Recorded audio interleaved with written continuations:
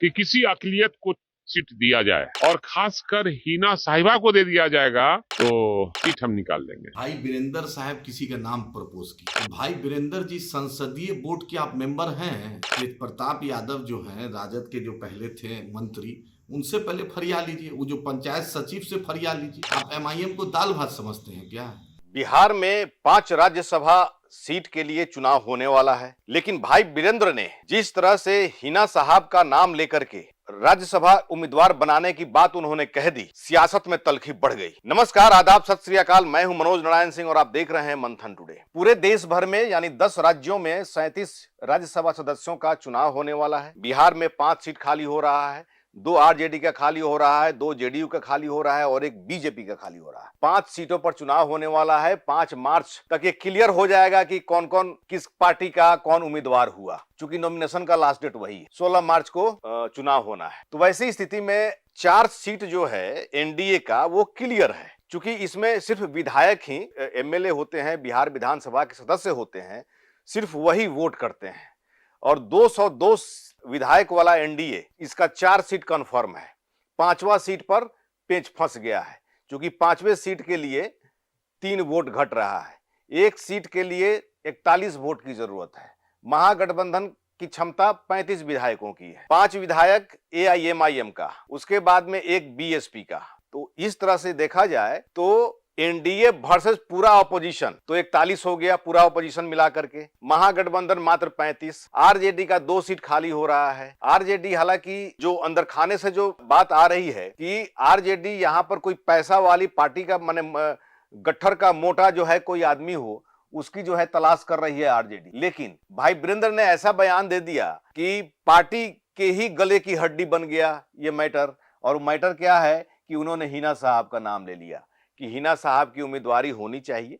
और हिना साहब की उम्मीदवारी अगर होनी ही थी तो लोकसभा में आपने क्यों नहीं टिकट दिया? वो तो लोकसभा का टिकट चाह रही थी। तो यहां पर तो राजनीति में ऐसा है कि देखार भी नहीं हो और उसका फायदा भी हमको मिल जाए, ये जो है यही राजनीति है। तो हिना साहब को टिकट भी नहीं देंगे, लेकिन उनका जो माइलेज है, जो शहाबुद्दीन के समय से जो माइलेज मिलता रहा है, वो माइलेज भी जो है हमको मिल जाए। माई समीकरण 90 के दशक के बाद में लालू यादव ने जिस तरह से माई समीकरण की नींव रखी यहां पर, और उस माई समीकरण की बदौलत उन्होंने बिहार की गद्दी पर वो आसीन भी हुए। और वैसी स्थिति में जब ओवैसी की जब यहां पर एंट्री हुई तो यहां पर ओवैसी में ये मुस्लिम वोट बैंक जो है शिफ्ट कर रहा है। तो ये कहीं ना कहीं आरजेडी को जो है खलने लगा कि भाई मेरा जो वोट बैंक है, मेरे थाली का जो भोजन है, वो जो है कोई और छीन रहा है। हालांकि देखा जाए तो लालू यादव भले ही मुस्लिम वोट पर अपनी राजनीति की रोटी सेकते रहे हैं, लेकिन अगर देखा जाए तो जेडीयू ने, नीतीश कुमार ने जितना फंडिंग किया मुस्लिम वर्ग के, मुस्लिम समुदाय के उत्थान के लिए, लालू यादव ने कुछ नहीं किया। ये सब डाटा सामने है। और वैसी स्थिति में मुस्लिम वोट बैंक की राजनीति जब अपने हाथ से खिसक रही है, पिछले बिहार विधानसभा चुनाव में भी देखा गया कि ये जो है उनका माई समीकरण दरक गया। पिछले 2020 में भी जो ओवैसी के 5 विधायक जीते थे, उसमें 4 विधायक आरजेडी में शामिल हो गए थे। ये अलग बात है कि इस बार जो है पिछले चुनाव में उनका खटिया खड़ा हो गया।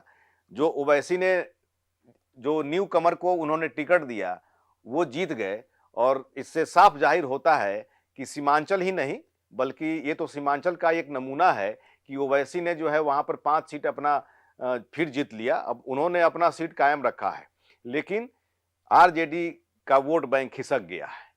और जिस तरह से हिना साहब का नाम भाई वीरेंद्र ने रखा है, उसको लेकर के तेजस्वी यादव को सियासत के गलियारे में चर्चा हो रही है कि भाई वीरेंद्र ने हिना साहब का नाम लेकर के तेजस्वी यादव को ही फंसा दिया। भाई वीरेंद्र ने तो कह दिया कि हिना साहब को उम्मीदवार बनाया जाना चाहिए, कि किसी अक़लियत को सीट दिया जाए और खासकर हिना साहिबा को दे दिया जाएगा तो सीट हम निकाल लेंगे। लेकिन एमआईएम तो सरकार है कि हम अपना कैंडिडेट खड़ा करेंगे। अच्छा, हर व्यक्ति कहता है, लेकिन जब चुनाव का वक्त आता है तो सब गोटी बैठाना पड़ता है। और बिसात बिछाने के बाद ही लड़ाई होती है। तो हमको नहीं लगता है कि हम जो उम्मीदवार को चाहते हैं उस उम्मीदवार को अगर खड़ा कर दे तो एएमआई विरोध करे। लेकिन थोड़ा सुन लीजिए कि एआईएमआईएम के जो राष्ट्रीय प्रवक्ता है आदिल हसन, उन्होंने क्या कहा कि कोई पार्लियामेंट्री बोर्ड के वो मेंबर हैं कि वही तय करेंगे। तो सुन लीजिए कि आदिल हसन क्या कह रहे हैं।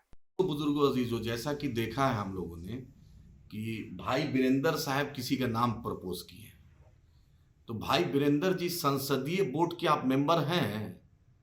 तेज प्रताप यादव जो हैं, राजद के जो पहले थे मंत्री, उनसे पहले फरिया लीजिए। वो जो पंचायत सचिव से फरिया लीजिए। आप एमआईएम को दाल भात समझते हैं क्या, जो आप डिक्टेट कर दीजिएगा? हाँ, जिनका भी आप नाम प्रपोज कर रहे हैं, अल्लाह ने जब आपको इख्तियार दिया था तो कहा नहीं सिवान में लोकसभा का टिकट दे दिए थे। हाँ, अशफाक करीम साहब की जगह मुंशी मैनेजर को हरियाणा का दे दिए थे। फिर उससे पहले लालू जी भी को हरियाणा का मुंशी मैनेजर को देते थे। तो बिहार हरियाणा का मुंशी मैनेजर का पालना है क्या कि सब हरियाणा के जितना लोग हैं सबको बिहार राज्यसभा भेजने के लिए बना है?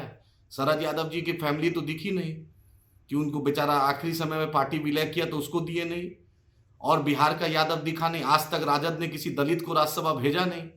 और एमआईएम पर फैसला आप नहीं थोप सकते हैं, जो आप बैठ के, आप तो कहीं है नहीं। बात अगर होगी राज्यसभा पे तो तेजस्वी यादव जी से होगी, लालू जी से होगी, वो दोनों इख्तियार है। और बैरिस्टर असदुद्दीन ओवैसी साहब, अख्तरुल ईमान साहब से होगी। ये मीडिया में बोलने से नहीं होगा इसका नाम प्रपोज कर दिया। एमआईएम बैकफुट पे नहीं रहती है, एमआईएम फ्रंट फुट पे रहती है। और सीमांचल की आवाम तय करेगी। बैरिस्टर असदुद्दीन ओवैसी साहब की क़यादत में, अख्तरुल ईमान साहब की क़यादत में सीमांचल के लोग ने वोट दिया है हमें। उस मिट्टी का कर्ज है हमें, समझे भाई बीरेंद्र साहब? तो इसलिए मशवरा मत दिया कीजिए कि एमआईएम वो हाल नहीं है कि आप किसी का भी नाम प्रपोज कीजिए। आप उस पोजीशन पे नहीं है कि इसका नाम प्रपोज कर दीजिएगा, उसका नाम प्रपोज कर दीजिएगा तो आपको हम लोग समर्थन दे देंगे। कोऑर्डिनेशन कमेटी होगी, उसमें अख्तरुल ईमान साहब और हमारे एमएलए रहेंगे और बैरिस्टर असदुद्दीन ओवैसी साहब का आशीर्वाद रहेगा, उनका दिशा निर्देश रहेगा, तभी एमआईएम किसी पर फैसला करेगी। तो गलतफहमी मत पालिए। याद रखिए, एमआईएम है ये 10 सर्कुलर रोड से नहीं चलता है, ये दारुस्सलाम से चलता है, हैदराबाद की मुकद्दस सरजमी से चलता है। और इसके सदर बैरिस्टर असदुद्दीन ओवैसी साहब है। तो अपने लोग को बोल दीजिए कि थोड़ा बोले, संभल के बोले। अभी 2026 में भी जरूरत पड़ेगी, 28 में भी इंशाल्लाह जरूरत पड़ेगी, 30 में भी जरूरत पड़ेगी। और अल्लाह अभी जरूरत का सिलसिला शुरू कर दिया। हमेशा अब राजद को एमआईएम की बैसाखी की जरूरत पड़ेगी। तो थोड़ा अदब से, थोड़ा तहजीब से, ये एमआईएम है, यहाँ शेरवानी चलती है, यहाँ बिरयानी चलती है। और जहाँ शेरवानी चलती है, जहाँ बिरयानी चलती है तो अच्छे अच्छे की परेशानी निकाल देती है। इसलिए उम्मीद है कि आप समझिएगा, राजद के लोग समझेंगे। अगर बात करना है तो तेजस्वी जी बात करें, बात करना है तो लालू जी करें। और बैरिस्टर असदुद्दीन ओवैसी साहब, अख्तरुल ईमान साहब, मेरे पार्टी के अध्यक्ष, मेरे रियासती सदर, उनसे बात कीजिए। मीडिया से हम बात नहीं करते हैं। उम्मीद है ये मैसेज राजद के टॉप लीडरशिप सुनेगी, सभी लोग सुनेंगे। और हम भी बीजेपी को हराना चाहते हैं, लेकिन तहजीब तमद्दुन में, प्रोटोकॉल में, सिस्टम में सबको लेके चलिए। ये अहंकार की राजनीति नहीं चलेगी, कॉन्फिडेंस में लेके चलिएगा, तब आगे बहुत जाइएगा। वरना 25 सीट पर हैं, कल 10-12 सीट पे आ जाइएगा, कोई देर नहीं लगती। अच्छे अच्छे को बिहार की जनता ने बता दिया। हमारा भी लक्ष्य भाजपा को हराना है, लेकिन आपको जो सिस्टम है, सिस्टम को फॉलो करना पड़ेगा और एमआईएम का प्रोटोकॉल को फॉलो करना पड़ेगा। शुक्रिया। तो आपने सुना कि आदिल हसन साफ तौर पे कह रहे हैं कि ये जो है भाई बीरेंद्र पार्लियामेंट्री बोर्ड के मेंबर नहीं है, टिकट तय करने वाले कुछ नहीं है, लेकिन इन्होंने बयान दिया। जो गलियारे में चर्चा हो रही है कि इन्होंने बयान देकर के तेजस्वी यादव को फंसा दिया है। अब जो है हिना साहब को अगर टिकट ही नहीं देंगे तो वैसी स्थिति में मुस्लिम वोट बैंक इनसे और दूर भाग जाएगा। मुस्लिम समुदाय जो है छिटक जाएगा इनका जो वोट बैंक है उससे, और इसका माइलेज मिल जाएगा एआईएमआईएम को। अगर हिना साहब को अगर टिकट देते हैं, अगर हिना साहब को तेजस्वी यादव टिकट देते हैं, वैसी स्थिति में ओवैसी की भी मजबूरी हो जाएगी वोट देना।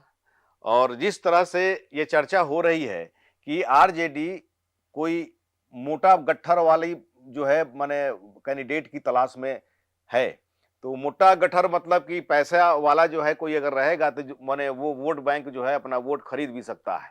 वोट खरीद करके, इसका इतिहास भी रहा है, वोट खरीद करके जो है राज्यसभा पहुंच सकता है। तो एक सीट, हालांकि अभी तक जो है चर्चा नहीं हो रही है कि आरजेडी जो है कोई कैंडिडेट जो है देने जा रही है। हो सकता है कि ये बहुत एक मतलब कि एसी रूम का जो है कहीं निर्णय कहीं हो, लेकिन अभी तक जो है ये बात सामने नहीं आई है कि किसको टिकट दी जा रही है, किसकी बात हो रही है। लेकिन इतना तो चर्चा हो रही है कि पैसे वाले को जो है टिकट देने की तैयारी हो रही है। लेकिन अभी आने वाला समय बताएगा कि आरजेडी किसको टिकट देती है और किसके नाम पर जो है ये राजनीति की रोटी सेकी जा रही है। हिना साहब का तो नाम उछाल करके भाई वीरेंद्र ने अपनी ही पार्टी को फंसा दिया है।